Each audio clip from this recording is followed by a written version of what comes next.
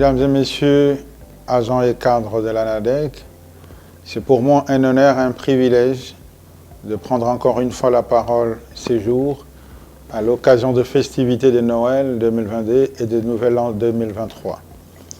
Mais avant toute chose, permettez-moi de rendre grâce à l'Éternel notre Dieu qui nous a gardés tout au long de cette année 2022 qui va s'achever dans les prochains jours. Avant de décrire ce qui a été réalisé au courant de l'année 2022, nous voulons témoigner d'abord nos regrets suite aux disparitions de 4 agents qui nous ont quittés au courant de l'année 2022, précisément le regretté Matondo Tango Parchance, M. Gondo Kiama Auguste, M. Mutwakashala Mutwakashala, ainsi que M. Mbalo Mukasa à la direction provinciale du Sud Kivu. À leur mémoire, je vais demander à chacun de vous, là où il est, de pouvoir garder une minute de silence à leur mémoire. Je voudrais également rendre hommage à tous les cadres supérieurs et agents de l'ANADEC qui sont en fin de carrière pour le beau et loyaux service rendu à l'OPEC, qui est l'ancêtre en fait de l'ANADEC, sans lequel cette institution ne saurait justifier son existence aujourd'hui. Il s'agit principalement de M. Donatien Mukendi Wamukendi, qui a assumé plusieurs fonctions au sein de cette institution, dont la seule était celle de directeur général honoraire. M. Umbagondo Flori, qui a également assumé plusieurs fonctions, parmi lesquelles celle d'administrateur directeur financier à l'ancienne OPEC. Il y a M. Jean-Pierre Mapoal Mujumba, qui a également assuré plusieurs fonctions au sein de l'ANADEC, dont la dernière fut celle de directeur en charge de la coopération et communication. Il y a également M. Léon Bongo, qui a assumé plusieurs fonctions, dont la dernière était celle de directeur provincial de la province de Mai-Ndombe.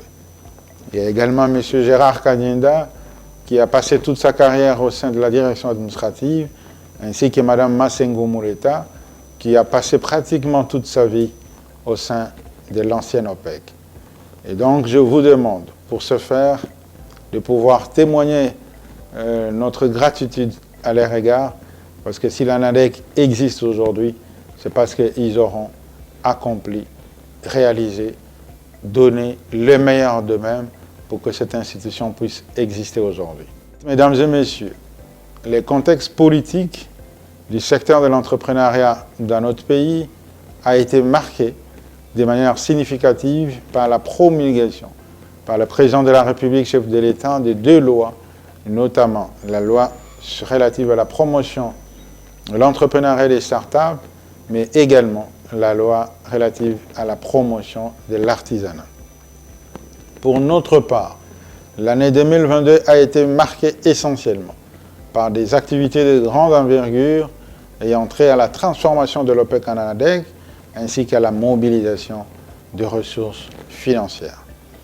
Pour votre gouvernement, les rapports qui ont été réalisés par le Conseil permanent de la comptabilité au Congo, CPCC en sigle, sur la liquidation et transformation de l'OPEC en ANADEC, a relevé que l'ANADEC n'a hérité que d'environ 400 000 $ de l'OPEC, qui du reste sont répartis dans les différents biens mobiliers que l'ANADEC compte aujourd'hui.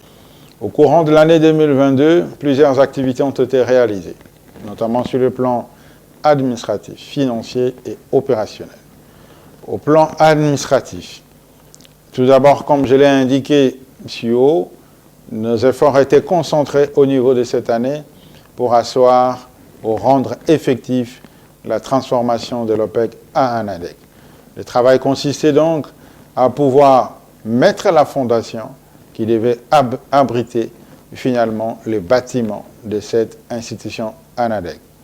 Pour rappel, dès le 12 janvier 2022, nous avions procédé par le biais de son Excellence Monsieur le ministre d'État, ministre de l'Entrepreneuriat PME, Maître Eustache Mouanzi Moubembe, à qui nous rendons un vibrant hommage pour l'accompagnement qu'il n'a cessé d'apporter à cette institution pour que nous puissions effectivement aujourd'hui bénéficier de l'appui du gouvernement.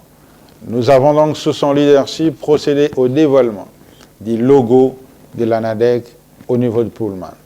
Il s'en est suivi également un certain nombre d'activités, notamment l'organisation de la télé d'échange sur la transformation de l'ANADEC, qui avait pour but de réunir les acteurs de l'écosystème de l'entrepreneuriat afin de recueillir leurs attentes sur la nouvelle agence.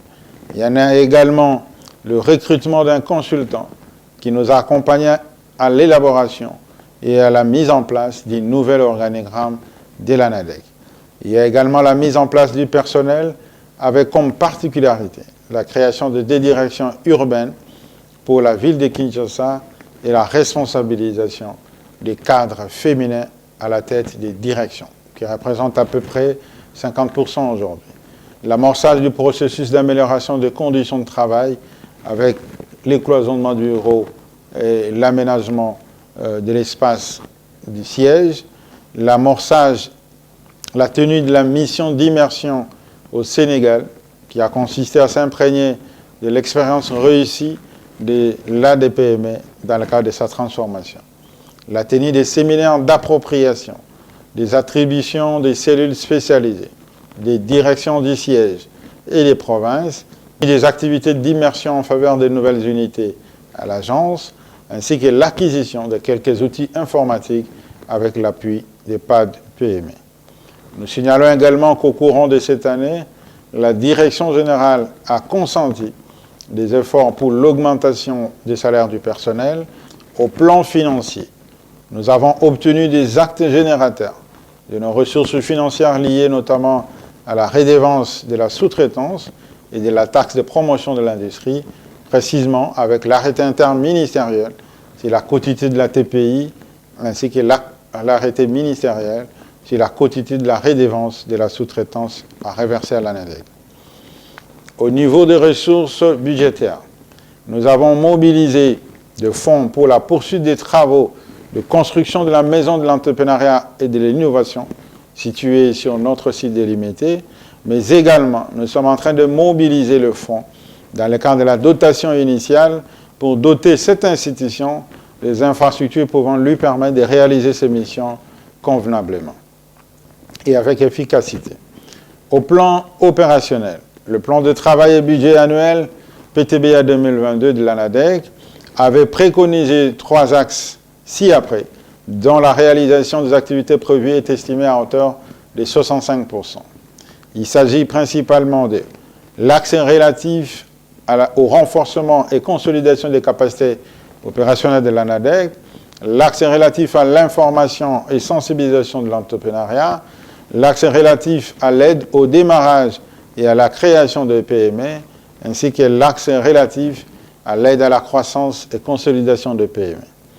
S'agissant de l'axe relatif au renforcement des capacités et consolidation des capacités opérationnelles de l'ANADEC, nous n'allons pas revenir sur les détails que je viens d'évoquer, mais nous avons réalisé pour cette année ou consenti beaucoup d'efforts aux activités de grande envergure, comme je l'ai dit, ayant trait à la transformation de l'ANADEC et à la mobilisation de ressources financières. Mais dans le cadre de cet axe, il a été également réalisé quelques activités de renforcement de capacité du personnel, particulièrement la formation sur la communication efficace, les séances d'information sur la ZLECAF et les séminaires d'immersion sur les attributions de direction, mais aussi nous avons accompagnement intégré des PME. En ce qui concerne l'axe relatif à l'information et sensibilisation à l'entrepreneuriat, nous avons instauré et organisé des matinées d'information à l'entrepreneuriat, aussi bien à Kinshasa qu'en province, des campagnes de sensibilisation à l'entrepreneuriat en milieu universitaire, des émissions à la radio et pris part aux différents forums organisés par des tiers. À propos de l'axe relatif à l'aide au démarrage et à la création de PME, nous avons achevé le processus d'incubation de l'entreprise, comme je l'ai dit, ayant trait à la transformation de l'ANADEC et à la mobilisation de ressources financières. Mais dans le cadre de cet axe, il a été également réalisé quelques activités de renforcement de capacité du personnel, particulièrement la formation sur la communication efficace, les séances d'information sur la ZLECAf et les séminaires d'immersion sur les attributions de direction, mais aussi nous avons l'accompagnement intégré des PME. En ce qui concerne l'accès relatif à l'information et sensibilisation à l'entrepreneuriat, nous avons instauré et organisé des matinées d'information à l'entrepreneuriat, aussi bien à Kinshasa qu'en province, des campagnes de sensibilisation à l'entrepreneuriat en milieu universitaire, des émissions à la radio et pris part aux différents forums organisés par des tiers. À propos de l'axe relatif à l'aide au démarrage et à la création de PME, nous avons achevé le processus d'incubation de la filière cuir de la deuxième promotion par la remise d'un kit de démarrage aux jeunes entrepreneurs de la dite promotion.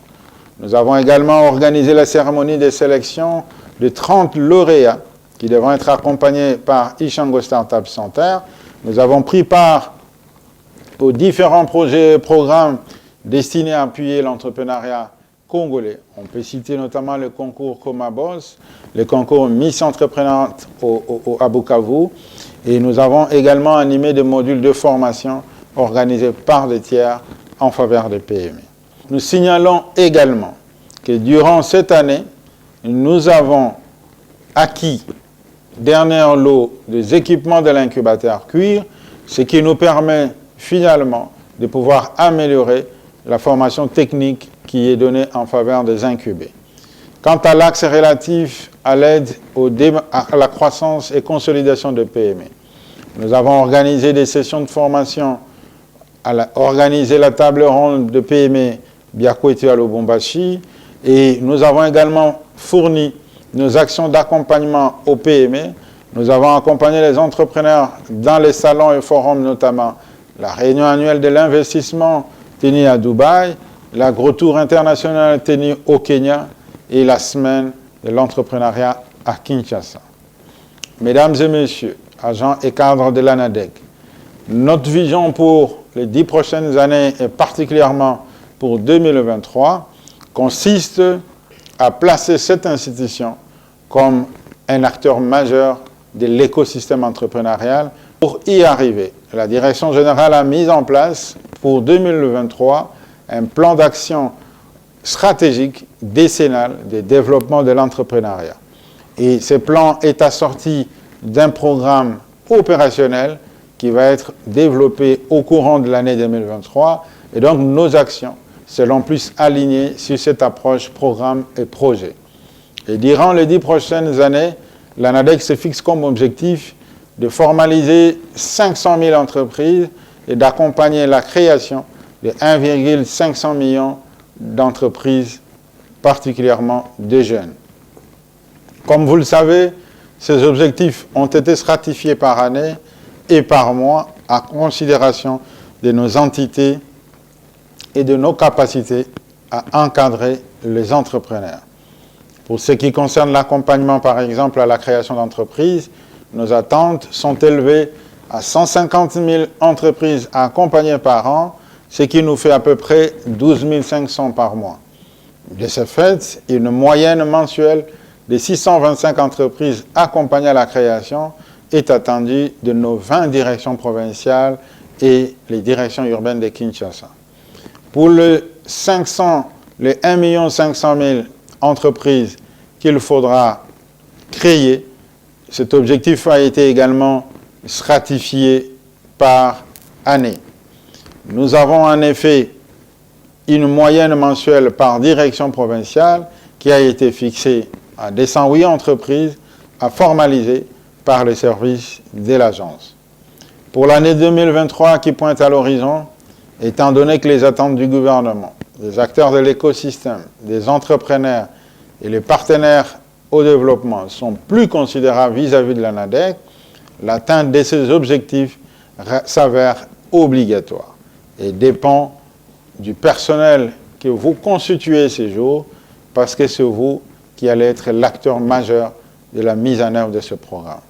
Dans ce cadre, comme je l'ai signalé, l'approche programme va être implémentée avec des objectifs et des résultats attendus clairement identifiés. Sur ce, dans l'optique de la mise en place des moyens pouvant nous aider à atteindre ces objectifs ou ces assignations, la Direction générale a tenu compte du personnel en incluant dans le PTBA 2023 la prise en charge des soins de santé, dont la sélection de la structure sanitaire se fera suivant les règles de passation de marché public, mais également un propre siège administratif pour doter ses mandataires, l'ensemble du personnel de véhicules de services et des transports pour assurer la numérisation du système de fonctionnement de l'agence, mais aussi commencer à payer la quote-part patronale à la CNCES. À ce niveau, permettez-moi d'insister sur le fait que le résultat attendu par toutes les autorités, à quelque échelon que ce soit, est fonction de la qualité du personnel que nous allons avoir, de la qualité des services que nous allons rendre auprès des Congolais. Et donc, votre attitude fait face à ces défis. Le développement de l'entrepreneuriat national, nous lancer, détermine votre aptitude à les relever. Vous êtes les socles et la réponse au changement de paradigme sur les réalités des entrepreneurs congolais. Vous êtes les catalyseurs et le point de déclenchement de la valorisation de l'entrepreneuriat congolais. Quelqu'un a dit un jour, une vision sans action n'est qu'un rêve, mais inaction sans vision est une corvée, mais une vision en action, c'est l'espoir du monde. L'ANADEC dispose aujourd'hui d'une vision, dispose aussi aujourd'hui d'un plan opérationnel, et donc vous êtes l'espoir de l'entrepreneuriat congolais. Notre seule contrepartie aux avantages que le gouvernement est en train de nous donner est de travailler, mais surtout de bien travailler. Léonard de Vinci a déclaré une fois que le fer s'érouille, faute de s'en servir. L'eau stagnante perd de sa pureté et se glace par le froid, de même que l'inaction sape la vigueur de l'esprit. C'est ici pour moi l'occasion d'interpeller la conscience et la responsabilité professionnelle des uns et des autres pour que le rayonnement de notre chère institution, nous puissions, serrons-nous les mains, retroussons nos manches et engageons-nous irrévocablement à changer l'histoire de l'entrepreneuriat dès la nouvelle année qui s'annonce porteuse d'espoir. Puisse l'Éternel, notre Dieu, accorder à chacun de nous la longévité, la prospérité, le bonheur. Joyeuse fête de Noël et bonne année à tous 2023. Je vous remercie.